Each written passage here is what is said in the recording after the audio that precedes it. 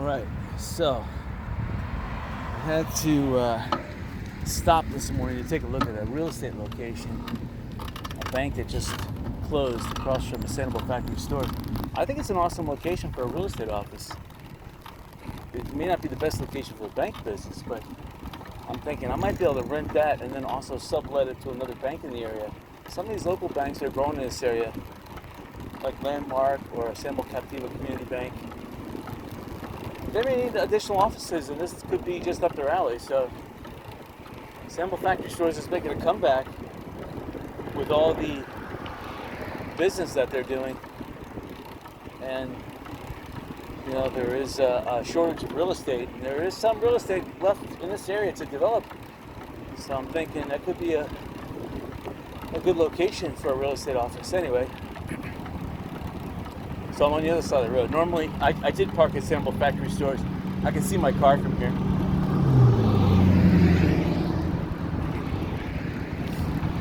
So I'm facing a headwind, a stiff headwind. So I'm not able to bicycle that fast. It has to be at least 3 knots hitting me.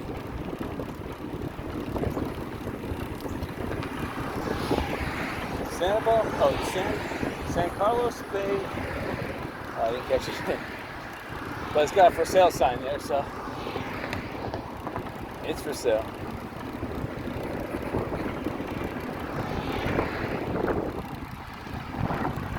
And this is normally a turn I take when I come home from the beach to go to the Sanibel factory outlets. And yes, I will take it today. I'm normally biking on the other side of the road. Alright, I'm going to sort of put it on a higher gear. See if I can compensate for this wind. It's causing my bike to downshift. Alright, let's downshift a little bit. I sprayed the gears and my shock, so I have with some lubricant, so I should have a better ride.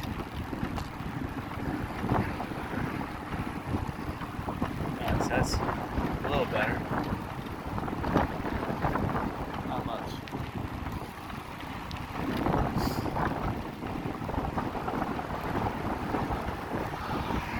Yeah, the hidden area is Shell Point. People think that there's very little private property in Shell Point, but that could be farther from the truth.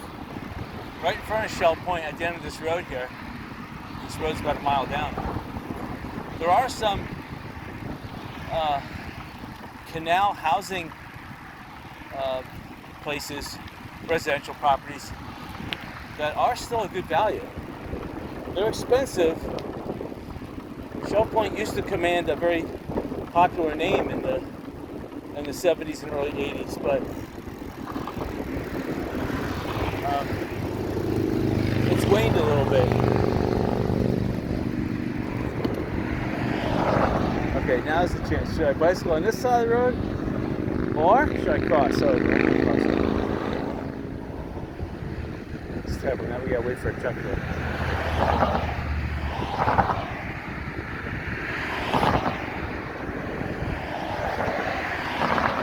Probably should press the button, or it will never go.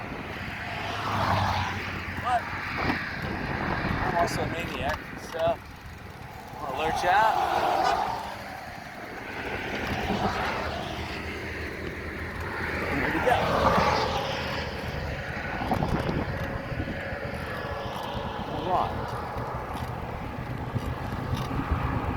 Yeah, there's a sign that says wrong way if you're bicycling on the other side, so I'm glad I came over. Of course, the light just changed right now. All right. Share the road. Yes, that's what we're doing. 55? Wow. If I get my bicycle up to 55, I'd be happy. Maybe 45 downhill, but 55? Wow. And 45 downhill on a bicycle with little tiny wheels, that is scary. I don't know how motorcyclists do it. They must sign their life insurance policy every time they go out for a bike ride, especially with crazy drivers on the road like these.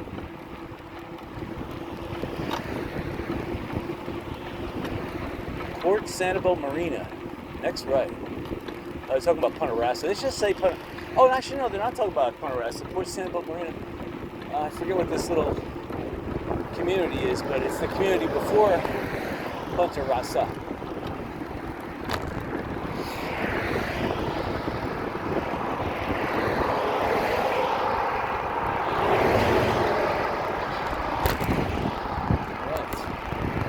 This asphalt is not that flat. It's pretty bumpy.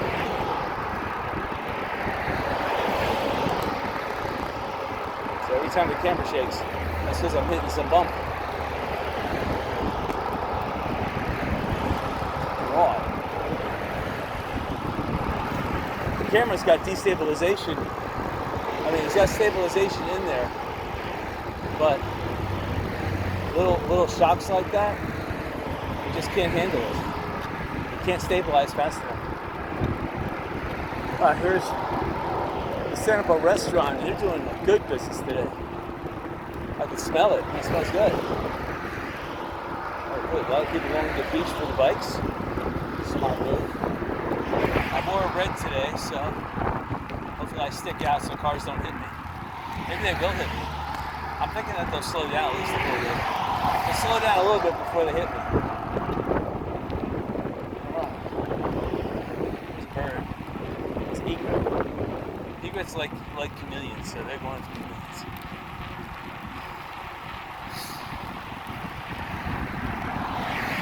I see an osprey's nest on the other side of the road. That's been there the longest. Well, it's been there since the early 80s. Except now they've got a nice concrete post and a steel beam going out. Because ospreys used to make their nests inside these traffic signs. And I guess too many sticks were falling off the traffic signs at the traffic. So that's why they had to make the nest not on top of the traffic throughways, so that the stick fell off their nest. And these ospreys, I'm telling you, they find the darndest things to make their nest with. I saw an osprey yesterday flying with 12 feet of like a burlap canvas. You know, sometimes a lot of these developers, they line their properties with burlap canvas. I guess it's a rule or something. In case of flood or just to mark the boundary of the work zone. Well, this osprey, and again, these ospreys are just on the smaller than bald eagles. He was flying with a piece 12 feet long. I don't know how he got a piece 12 feet long, but I thought it was like a plane flying with a banner on the end of it. Because it was flapping like a flag, and I'm thinking, is that like a drone copter flying a flag on the back of it? And as I saw it, I'm like, no, that's an osprey. Wow, that was awesome. That would be a good business here in Sanibel and on Fort Myers Beach. So if you're looking for up-and-coming business ideas, having a drone business that can fly with small banners just offshore, maybe about 20 feet high and maybe 20 yards offshore, so people can read it. I mean, that would be a good business. You could rent advertising and just fly drones up and down the beach.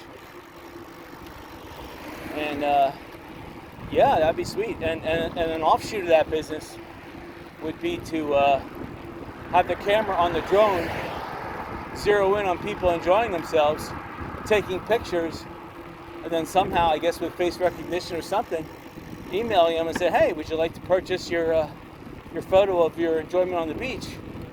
Or even better yet, a video. Even better yet, the drone could take a video of the entire trip and sell it to everyone on the beach, the same video. That'd be awesome. So yeah, there's a lot of business ideas for a drone business on Sanibel and Fort Myers Beach. Anywhere in Florida, that'd be an awesome business idea. You need a drone that can at least stay airborne for 20 minutes. But that'd be sweet. I know some of the larger drones can do that. They could pull a load, maybe 1 or 2 pounds flag, and then also have a video camera and take, I guess, you know, just SD memory cards. Those micro ones are so efficient these days. I have a 64 I'm trying to think here. No, I have 128 gigabyte my phone, and it takes all 3 hours of Sanibel video in high definition, and I still have room for like one more day. So if I forget to back up, which I always process the video at night, so I would never do that. But if I did, let's say I was on vacation, I didn't have the ability to back up or something, I could store 2 full days of high definition video on my phone.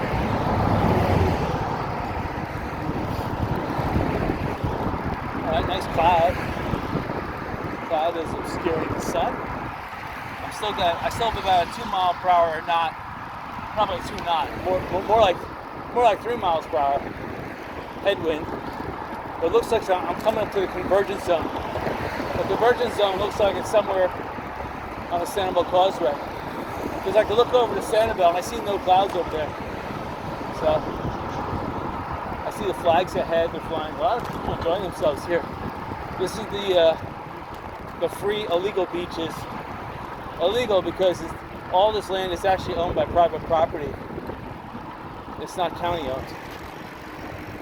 So the private property owners obviously don't have enough beach to build on, or they just won't file the right permits to add the fill, which they should do, but you know. See, look, Woodard available. I would love that. That piece of property there for a real estate office, that would be sweet. I'll have to look into it. The problem with that piece of property is I only see one access point over here, and it's not much of an access point. This is an old access point over here on the left for the Sanibel ferries that ceased operation Hurricane Donna in 1960.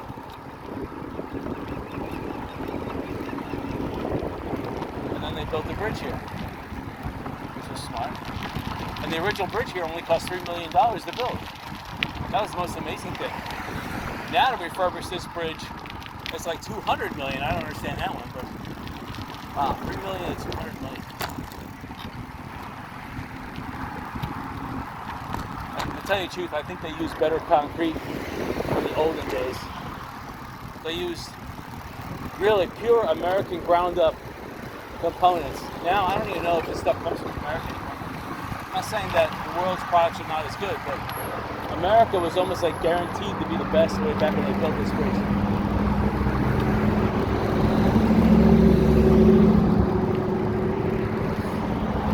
Yeah, I like how the cloud is following me over the bridge. That's a good thing. Oh, I'm going to have to downshift again. It's getting mighty tiresome. I think I got it to a good angle here. Proper setting between tiresome and propulsion. So I'm still chugging a little bit. Headwind is still hitting me at least 1 mile per hour. So, well, not 2 miles per hour. 3. It's getting stronger. Maybe I'm coming to the convergence zone. Not that many people with their boats out today. This is May 8th, Mother's Day. I would think there'd be a lot more people out.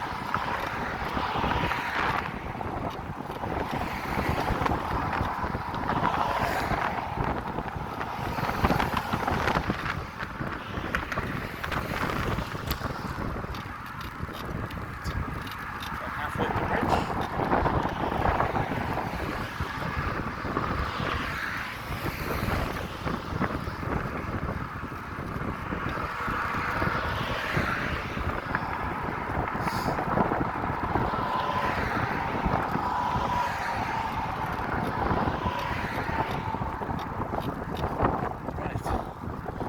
Is when you're bicycling, don't eat anything before you bicycle at least 3 hours, because in 3 hours time, that's the amount of time it takes food to try to squeeze by the heart.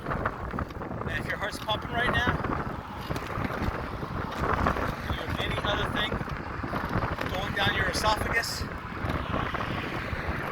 that's one of the functions of the heart, is to pulverize the food going down your esophagus. And of course,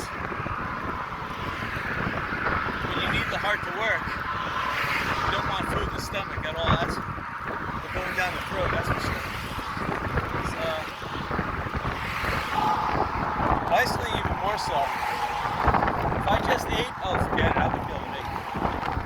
I'd have to look. Alright, we're already past the inflection point of the bridge. So, I see a lot of pelicans down there on the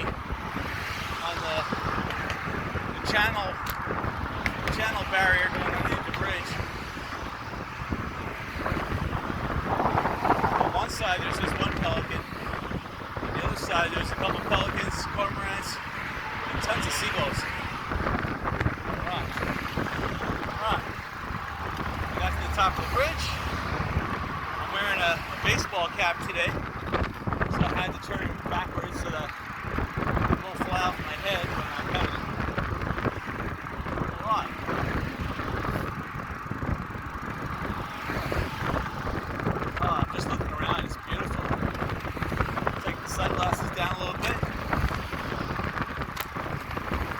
Dark shaded sunglasses. Oh.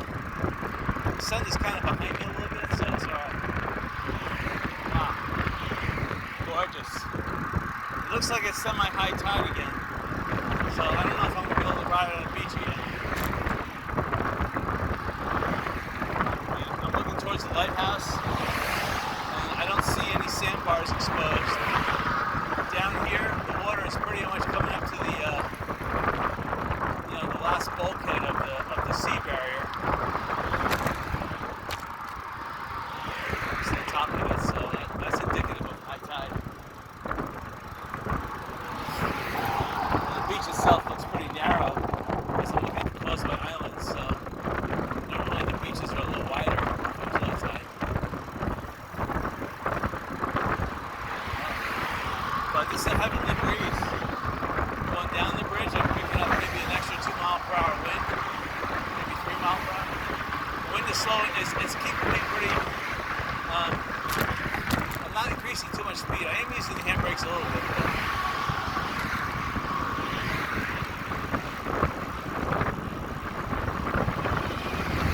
yeah, I find that's for sure.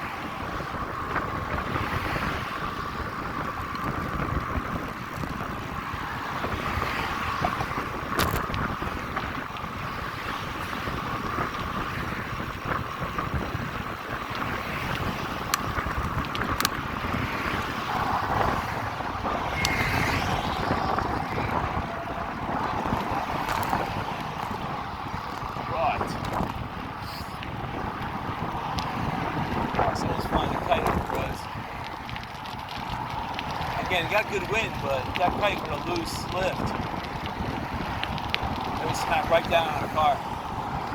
And one of two things: we drag the person holding the kite if they still held onto it, or two, it caused the car to crash.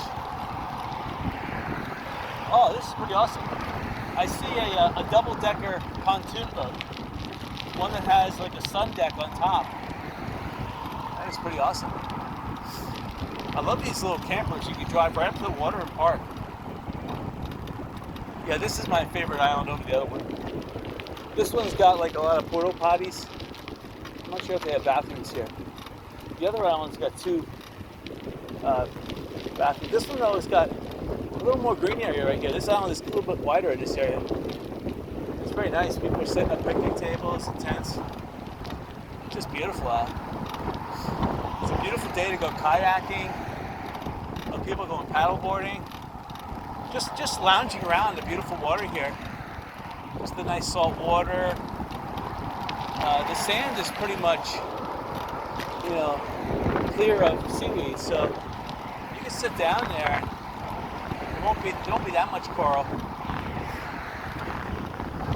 I see a lot of seashells though right now. This beach is eroding a little bit. Looks like most people are on the other side. I like how this island has like a sea grape bush barrier to block the view to the beach. So it makes it a little more secluded, isolated.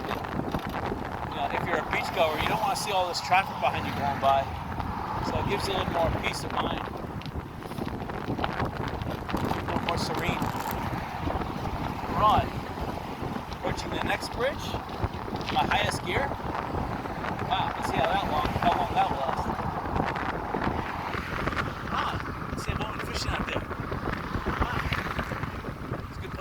catch anything really, even the bigger fish. I have to downshift. Someone threw out their french fries on the ground here. Wow. Alright, see some waves. The water's pretty clear. It's got that murky yellow-green look to it, but it looks like urine a little bit. But, hey, it's inviting. The world is the ocean is the world's toilet, I guess. Yeah, but, oh well.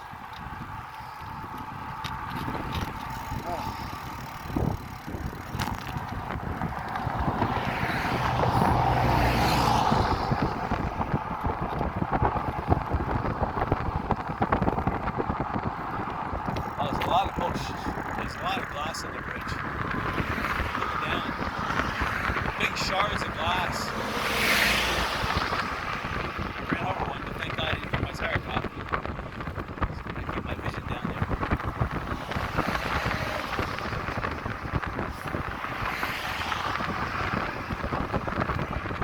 Yeah, pontoon boat to me is more versatile than any other type of boat. It's a little more troublesome putting it on a boat carrier, but if you want to go out scuba diving down the Keys, you need a platform to house your equipment.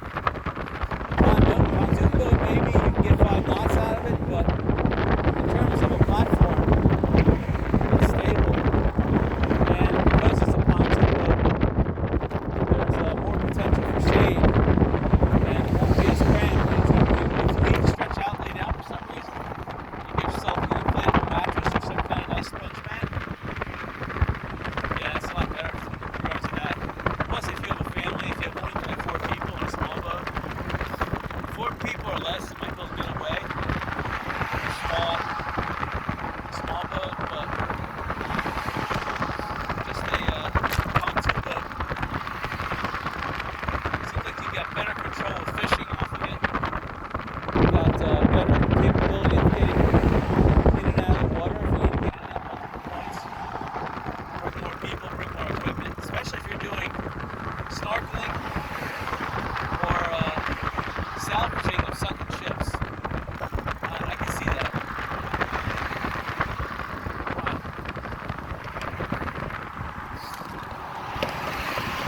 Wow. So the wind definitely is coming from the north heading to south, because I'm looking on this side, there's all the waves, and to the right of me that would be north. To the left of me is south, there's no waves. You see a lot of people enjoying themselves. It's pretty awesome. These are all these sea grapes. I don't know if a sea grape is native to North America or South America. If it's native to South America, this would be the time that it would fall off the tree and turn color. So maybe a sea grape is South American. We have a lot of citrus trees that do that too. They'll lose their leaves in the springtime for some strange reason. Even now, like right, it's kind of rainy season. They're thinking it's the winter time, but they think it's the southern hemisphere. Alright, so this island is well overcrowded. See, where there's bathrooms, people like to congregate. Boats do that, so do people in cars. The key is you gotta bring your own bathroom.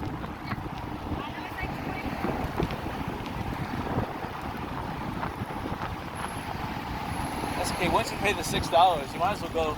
You might as well go to Bailey's parking lot park, enjoy their bathrooms, and then go to the beach there. I mean, it's a half-mile walk to the beach. Not as comfortable as here. You can always come back to here. I'd go on Sanibel first, go for a drive, check out the island, maybe have lunch. You know, if you're just swimming, lunch is kind of heavy too, but if you didn't bring lunch with you, you might as well eat first, then go to the beach. Although I like going to the beach first and then getting hot and tired.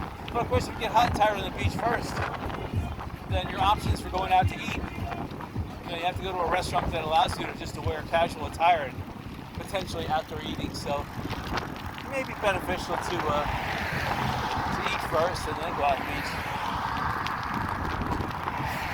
course, the nice thing about going to Sanibel is that you can always fill up your cooler. Of course, you can fill up your cooler before you get here, but this is bad. So the bombs definitely picked a good time to come to Sanibel. Mother's Day. It's nice.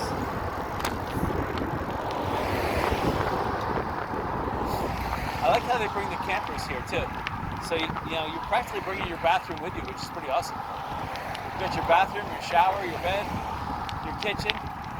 It's pretty awesome. You get here early enough, and look at that, you got a great spot there. It says no parking, but he parked there anyway. And he has his own little canopy from the RV, and he's got a grill on the outside of his RV. So you have everything. That's the one nice thing about having a tow behind RV. If you want to visit the Keys, you want to visit Sanibel, or any Florida area for that matter, having an RV, you can visit those desolate areas without having to worry if there's a hotel nearby. As long as you have some propane tanks and a reliable generator.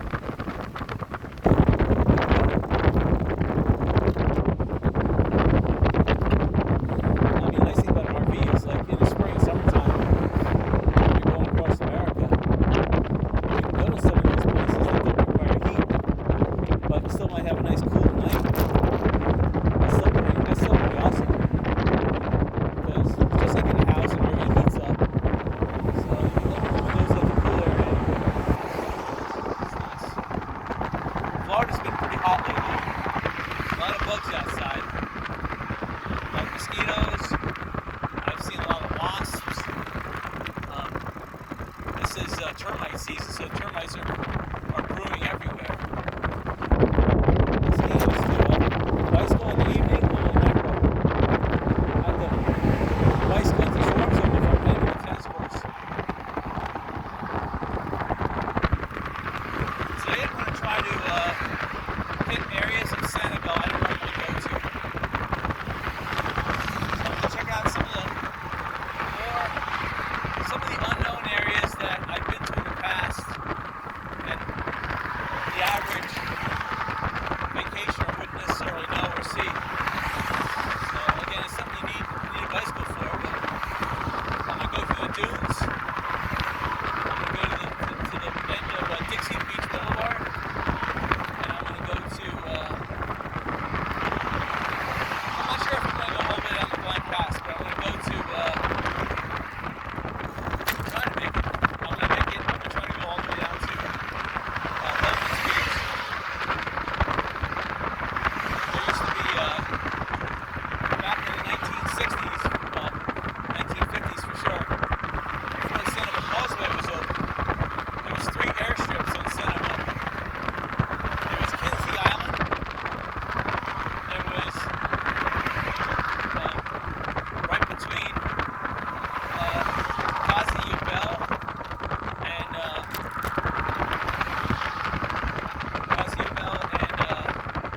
just behind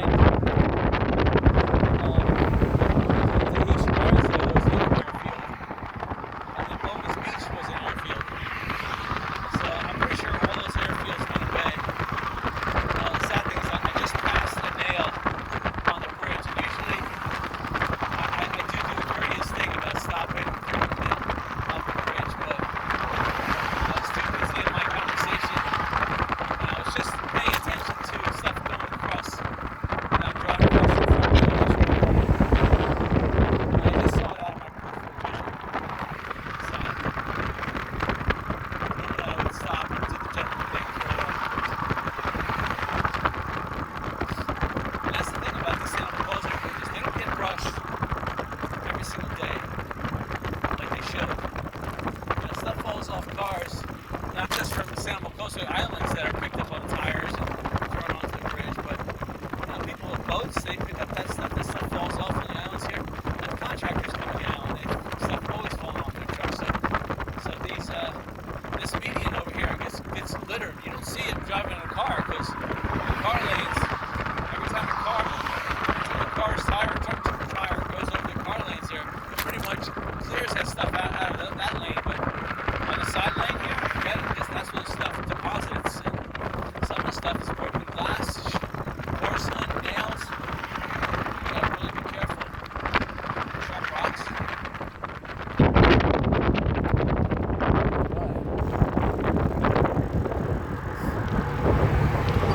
Alright.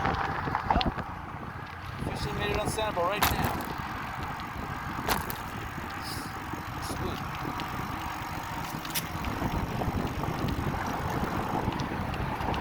What?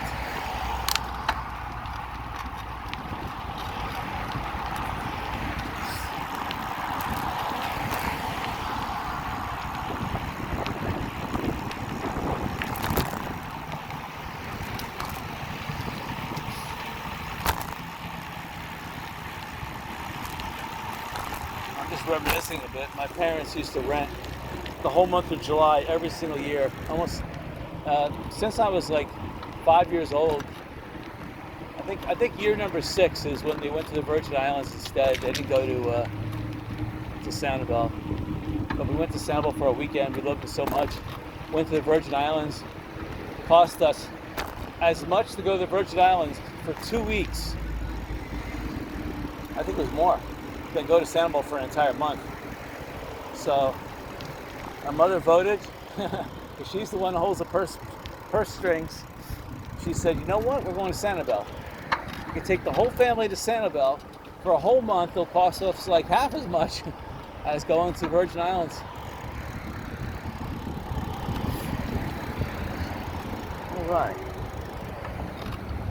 All right, so normally the passageway that bicycles are allowed to go through over there is blocked. That's the passageway that goes right to